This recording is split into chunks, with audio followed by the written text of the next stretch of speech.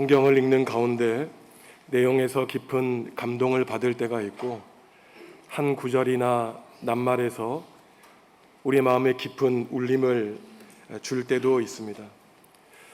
오늘 남편 여인 여성이 남아있는 외아들마저 먼저 떠나보낸 이 이야기에서 제가 이 본문을 읽으면서 한참 동안 머물게 했던 표현은 울지 말라고 하신 예수님의 한마디 말씀이었습니다. 이 외마디 안에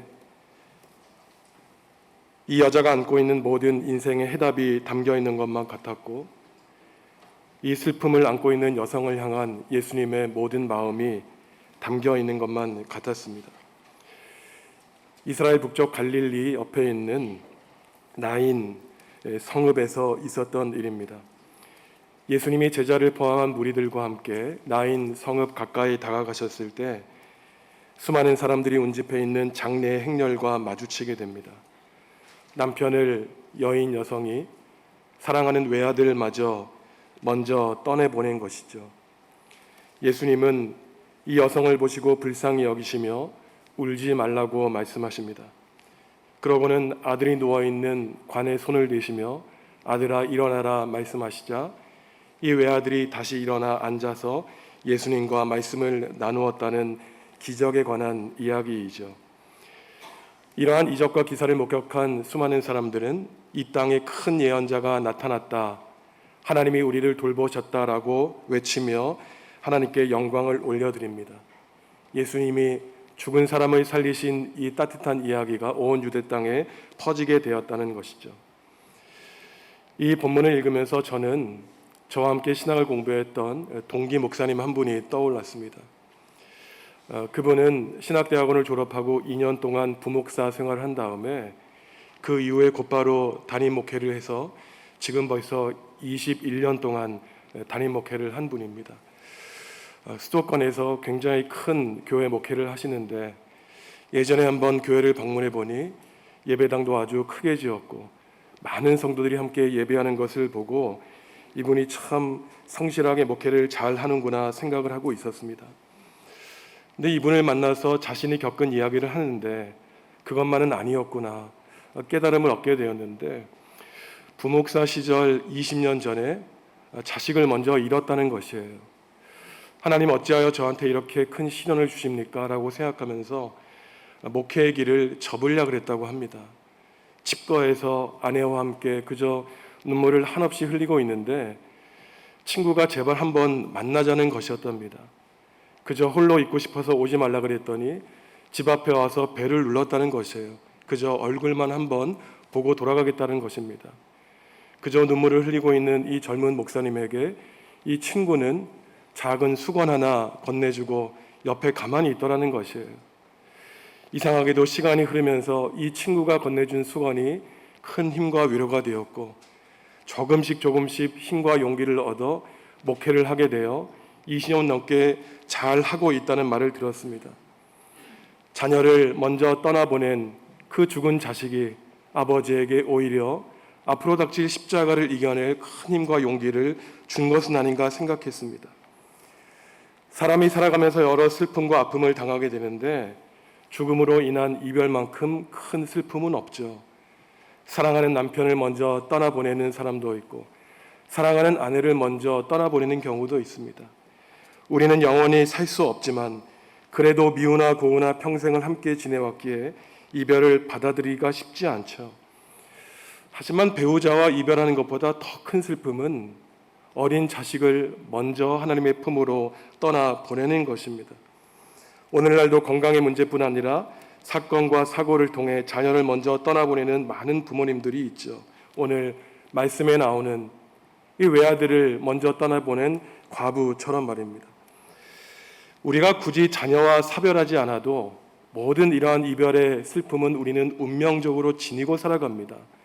우리는 보통 내 가족과 사랑하는 이웃이 우리 곁을 떠나면 슬퍼하지만 사실 우리도 하루하루 살아가면서 죽음을 가까이 대하게 되는 것이고 우리도 언젠가 이 땅을 떠나게 될 때 우리 곁에 있었던 사랑하는 가족과 이웃에게 아픔을 남기고 떠나게 되는 것이죠. 이러한 운명은 사람이 피할 수 없는 운명과 같은 고통입니다. 외아들을 떠나보낸 이 과부는 사실 인생의 모든 것을 잃은 사람이죠. 남편을 잃은 것도 슬픈데 하나 있는 아들마저 먼저 떠나보냈습니다. 전부를 잃어버렸으니 이 여자가 앞으로 살아갈 이유가 없죠. 나이가 들면서 그저 목숨이 붙어 있으니 하루하루 연명할 따름입니다. 그런데 오늘 말씀을 보면 이 여자의 아픔과 슬픔이 해결되는 과정이 나오는데 그것은 예수님이 이 여자를 만나 주신 것입니다.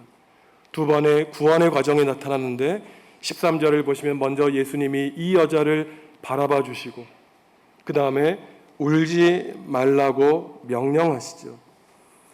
늘 구원과 도움의 시작은 하나님의 백성을 보시고 예수님이 제자들을 바라봐 주시는 데서 시작합니다. 하나님은 이집트에서 노역하는 백성의 신음을 들으시고 그들의 고통을 보셨고 예수님은 갈릴리에서 힘겹게 노젓는 제자들을 보셨습니다.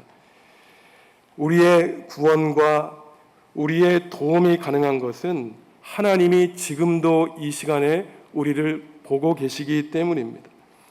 이스라엘 백성의 노역에서 오는 고통, 제자들이 먹고 사는 문제에서 오는 힘겨움, 남편 여인 여성이 외아들을 잃은 이 고통과 비참함이 바로 예수님의 마음 그 깊은 한복판을 건드렸기에 예수님은 우리를 바라봐 주시는 것이죠.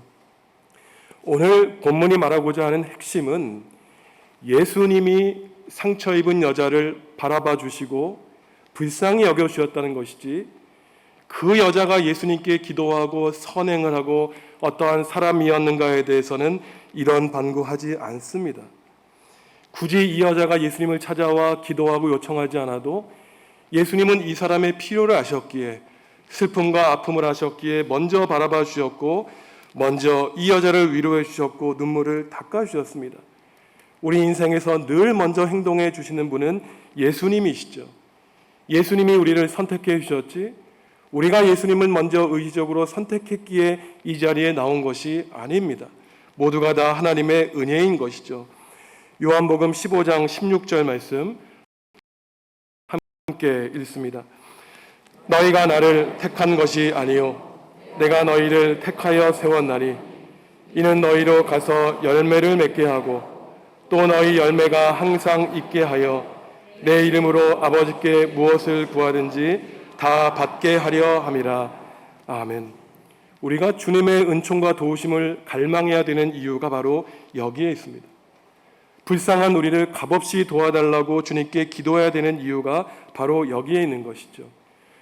우리가 인생의 주인이라고 생각하고 살아가지만 철저하게 우리 삶의 주도권은 나에게 있는 것이 아니라 하나님께 예수님께 있기 때문입니다. 인생의 주도권이 하나님께 있다는 이 단순한 사실을 깨닫지 못하면 우리가 아무리 오랜 시간 동안 열심히 신앙생활해도 그 사람에게는 변화가 없습니다. 내 힘과 능력으로 무언가를 할 수 있다는 사실을 버리게 되는 그 순간에 그 인생의 소망이 생겨나게 되는 것이죠. 내가 내 스스로 나를 놓지 못할 때 내가 만든 세상에서 우리는 갇혀서 우물한 개구리로 평생을 살아가게 되는 것입니다. 내 인생을 전적으로 주님이 잡고 계신다는 사실을 깨닫게 될 때 하나님의 장중에 내 인생이 담겨 있다는 것을 고백하게 될 때 우리 인생은 새롭게 변화할 수 있습니다. 이처럼 예수님의 외아들을 잃은 여성을 보아주심으로 그의 구원이 시작된다면 그 다음 구원의 단계는 그를 불쌍히 여겨주시는 단계이죠. 치근한 마음을 가지고 가엾어하십니다. 마음 아파하세요. 예수님이 과부를 보시고 불쌍히 여긴다고 할 때 여기에 해당하는 그리스어는 마음을 같이 한다, 같은 마음을 품다라는 뜻입니다. 우리가 보통 어떠한 사람을 불쌍히 여긴다고 생각할 때 내가 마치 그 사람보다 가진 게 많아 사회적인 지위가 높아 그에게 어줍지 않은 도움을 줄 수 있는 것으로 생각하지만 성경에 나오는 긍휼과 불쌍함의 감정은 그것이 아닙니다. 슬픔과 아픔을 가진 사람의 입장에 대어 그와 같은 감정을 겪는 것이에요. 공감하는 능력이 있는 사람이고 바로 이러한 사람들이 다른 사람들에게 사랑을 받고 인정을 받고 이 시대에 필요한 지도자인 것입니다. 참 궁금하죠. 30대 젊은 청년인 예수님이 어떻게 과부의 마음, 그것도 아들을 여인을 불쌍히 여기고 그의 마음을 이해할 수 있었을까요? 그것은 아마도 예수님은 자신이 나중에 십자가를 지시고 돌아가셨을 때 자신을 바라보시는 그 어머니의 마음을 이해했을 것이기 때문입니다. 세상과 인류를 사랑하셔서 독생자를 이 땅에 보내주시고 그가 십자가에 피 흘려 죽을 수밖에 없는 것을 보시는 성부 아버지의 마음을 예수님은 헤아렸기 때문인 것이죠. 여자의 아픔은 단지 남 모르는 사람의 슬픔이 아니라 바로 예수님에게는 내 아버지, 내 어머니의 슬픔이었던 것입니다. 병든 사람, 가난한 사람, 죄인이 포함된 유대 백성의 무리는 지도자들과 달리 예수님이 큰 예언자다, 하나님이 우리를 돌보았다고 사랑과 존경에 표현을 합니다. 하지만 여전히 무리에게는 영안이 떠 있지 않죠. 여전히 예수님의 정체를 분명히 모르기 때문입니다. 13절에서 누가복음은 예수님을 가리켜 주님이라고 말하고 있지만 이들은 예수님을 큰 예언자, 위대한 예언자 정도로 알고 있기 때문입니다. 예수님을 위대한 예언자로 이들이 인식한 데에는 아마도 수백 년 전 이스라엘에서 활동했던 예언자 엘리야가 사르밧 과부의 아들을 살려주신 모습에서 예수님의 모습을 발견했기 때문인지 모릅니다. 그래서 수많은 사람들이 예수님이 나를 누구냐 하느냐 물어보실 때 많은 사람들이 예수님을 엘리야라고 합니다 라고 했던 이유가 바로 여기에 있는 것이죠. 하지만 예수님은 단지 엘리야와 같은 예언자가 아니었습니다. 엘리야는 하나님께 찾아와 무릎 꿇고 기도하며 하나님, 과부의 죽은 아들을 살려주십시오라고 간절히 기도하여 하나님이 살려주셨지만 예수님은 하나님의 전적인 권능을 가지고 죽은 아들에게 일어나라고 명령하여 그에게 새로운 생명, 부활을 주셨기 때문인 것이죠. 죽은 사람을 살리는 이적과 기사를 보고 어떠한 사람은 예수님을 위대한 예언자로 이해하는가 하면은 유대교 지도자들은 예수님을 알아보지 못합니다. 바리새파, 서기관, 사두개파와 같은 유대교 지도자들은 오히려 사람을 살린 예수님을 제거하려고 혈안이 되어 있죠. 자기들의 정적으로 여겨 자신들이 가지고 있던 종교 권력을 빼앗길까 봐 걱정했기 때문입니다. 부와 권력에 눈이 멀었기 때문이죠. 예수님은 안식일에 사람을 고쳐주셨지만 그들은 예수님을 비난했습니다. 사람의 목숨보다 그들에게 중요한 것은 그들의 종교적 신념이었기 때문이죠. 그들은 열정적인 종교인이었는지 모르지만 하나님을 믿는 참된 신앙인은 아니었습니다. 이러한 마음으로는 결코 예수님을 만날 수가 없습니다. 예수님을 알아보는 사람은 따로 있어요. 도대체 누가 예수님을 알아볼 수 있을까요? 내 인생에 예수님을 필요로 하는 사람, 내 인생의 막다른 골목에서 마지막 희생을 예수님께, 마지막 희망을 예수님께 둔 겸손한 사람만이 예수님을 알아볼 수 있습니다. 힘있고 능력 있는 사람은 예수님을 못 알아보지만 오히려 무능하고 겸손한 사람이 예수님을 알아볼 수 있다는 이 사실은 신앙의 신비이자 역설입니다. 예수님이 하나님을 찬양하며 감사하다고 고백했죠. 하나님 감사합니다. 힘 있는 사람에게는 하나님의 계시를 감추어 주시고 어린 아이에게 밝혀주시니 하나님의 그 놀라운 섭리가 참으로 은혜롭습니다. 누가복음 10장 22절 말씀 함께 읽습니다. 그때 예수께서 성령으로 기뻐하시며 이르시되 천지의 주제이신 아버지여, 이것을 지혜롭고 슬기 있는 자들에게는 숨기시고 어린 아이들에게는 나타내심을 감사하나이다. 옳소이다. 이렇게 된 것이 아버지의 뜻이니이다. 아멘. 다 아버지의 뜻이라는 것이에요. 스스로를 지혜롭고 똑똑하다고 생각하는 사람들에게는 감추시고 스스로 약하고 어리석고 겸손한 어린아이와 같은 사람들에게는 하나님의 놀라운 섭리와 역사를 나타내시니 감사하다는 것입니다. 그러면서 누가복음 10장에서 계속해서 말씀하세요. 예수님께 선택받은 사람이 하나님을 만나고 예수님을 만날 수 있다는 것입니다. 더 계속해서 말씀하시기를 제자들이 보는 것을 보는 눈이 복이 있다고 말씀하고 있는 것이에요. 세상에 수많은 권력자, 임금과 예언자들이 있지만 그들은 아무리 보려 했지만 보지 못했다고 하십니다. 왜 하나님의 진리를 듣지 못하고 하나님의 계시를 보지 못했을까요? 세상의 것, 세상의 지혜에 너무 눈이 떠 있기 때문인 것이죠. 하늘의 것에는 관심이 없고 세상의 것에 지나친 마음을 두기 때문입니다. 마음이 이것저것에 나뉘어져 분심을 갖고 있으니 결국 하나님의 섭리를 보지 못하는 것이죠. 눈이 흐리고 혼탁해졌기 때문입니다. 성도 여러분, 기독교 영성의 가장 첫 번째 원리는 단순성이에요.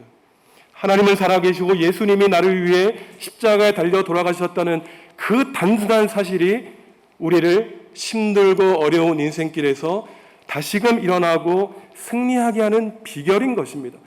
복잡한 생각, 이것저것 계산하고 따져 묻고 결정하며 이것 했을 때 벌어질 일과 저것 했을 때 벌어지는 사람에게는 하나님의 단순한 위대한 일이 이루어지기 어려운 것이죠. 성도 여러분, 한번 어린아이처럼 순수하고 단순한 마음을 가져보십시오. 힘없는 어린아이처럼 예수님만 의지해 보세요. 천지의 주제이신 하나님, 천지를 다스리시는 하나님이 우리의 눈을 뜨게 하실 것입니다. 하나님이 행하시는 구원의 역사에 우리를 참여하게 하실 것을 우리는 확신합니다. 죽음의 문제, 삶의 문제를 해결할 수 있는 마지막 소망은 예수님께만 있죠. 생명의 근원이 바로 예수님께 있기 때문입니다. 우리는 생명을 주관할 수 없습니다.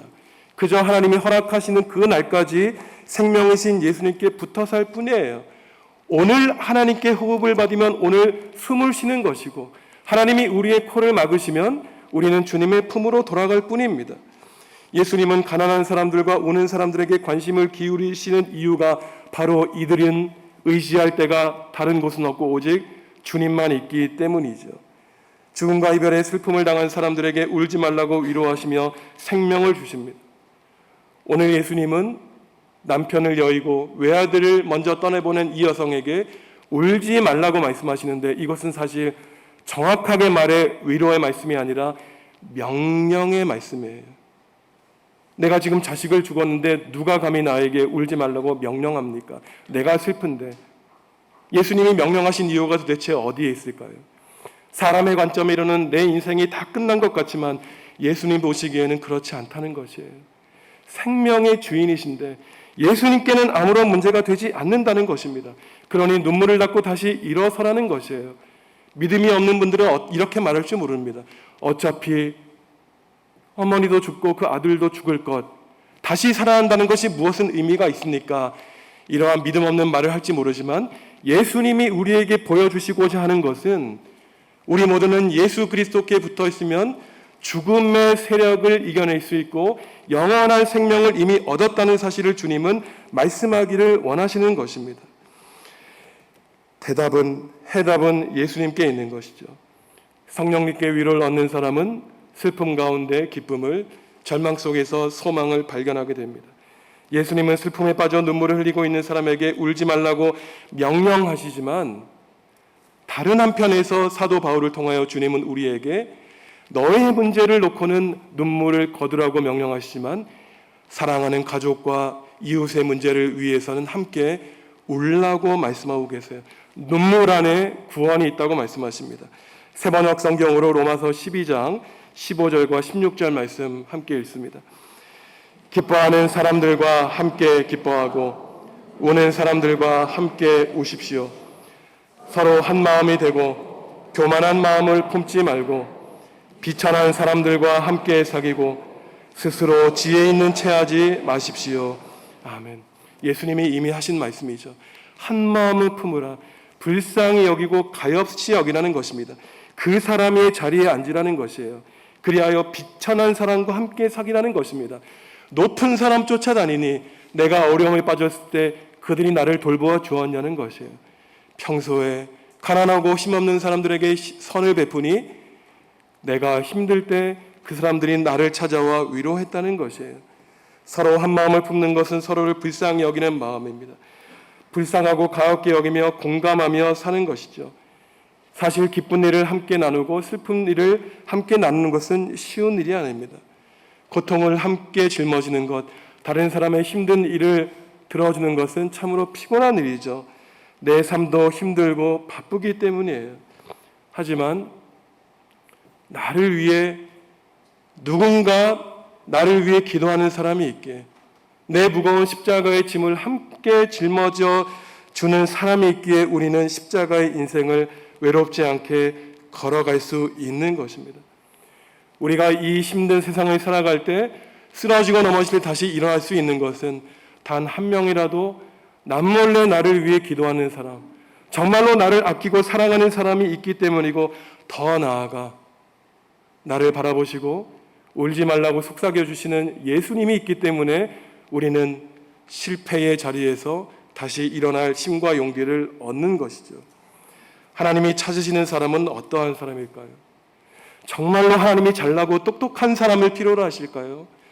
나 혼자 잘났다고 10걸음 혼자 가는 사람을 찾으실까요? 아니면 어리석게도 천천히 다른 사람과 함께 어깨동무하며 한 걸음을 내딛는 사람을 찾고 계실까요? 다른 사람이 아파할 때 욥의 친구들처럼 회개해라, 너에게 문제가 있다고 그의 죄를 지적하고 찾는 사람을 찾으시겠습니까? 그저 그 옆에서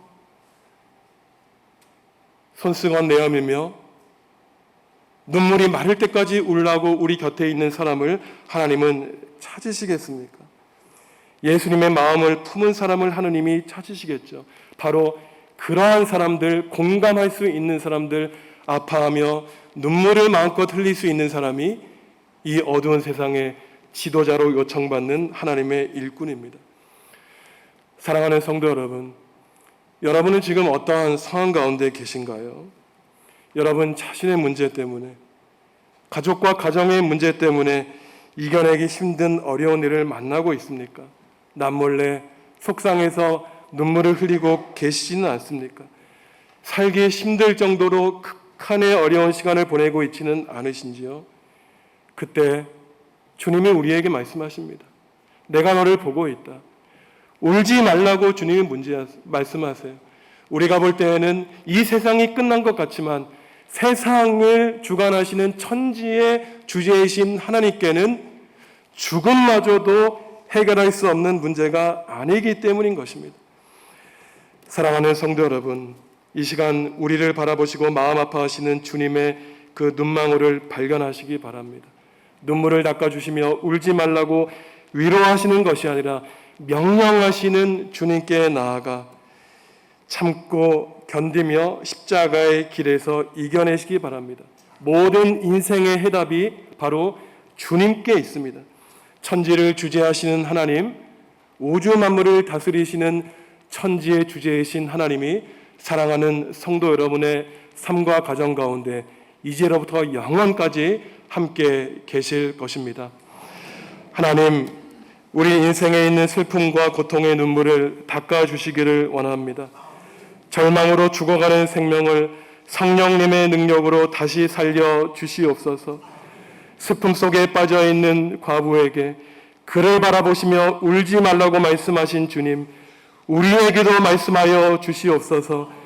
절망을 소망으로, 슬픔을 기쁨으로 바꾸어 주시는 성령님만 의지하고 한 걸음 한 걸음 주님의 은혜의 길을 따라가겠사오니 주님, 우리와 영원토록 동행하여 주옵소서.